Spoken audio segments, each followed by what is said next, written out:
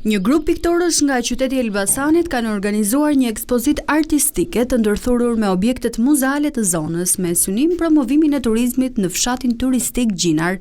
Ekspozita paraqiti punime me motive fshati dhe peizazhe natyrore të frymëzuara nga bukuritë e zonës, duke ofruar një eksperiencë ndryshe për vizitorët dhe banorët.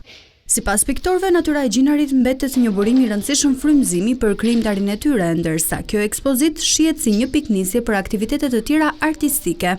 Është një iniciativë për shembull si punë mini kolonie, mund të them, nga artistë të vjetër, të ri, ato që kishin mundësi për shkak të tërë, dhe bashkëbisedum, kishim bashkëbisedim para ca kohësh, edhe vendosëm për pjesën e Gjinarit. Edhe ta bëjmë si punë aktiviteti më tepër për Gjinarin, si pikë turistike.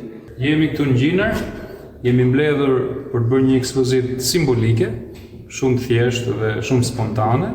Qëllimi i kësaj ekspozite ishte që të mblidheshim pak a shumë grupi artistëve dhe piktorëve të Elbasanit, të angazhoheshin, bëheshim aktiv, në një farë mënyrë të frymëzojmë njëri tjetrin, dhe gjithë puna dhe mënyra dhe mendimi është komplet spontan, privat, në mënyrë private, u mblodhëm, pikturuam gjatë një jave.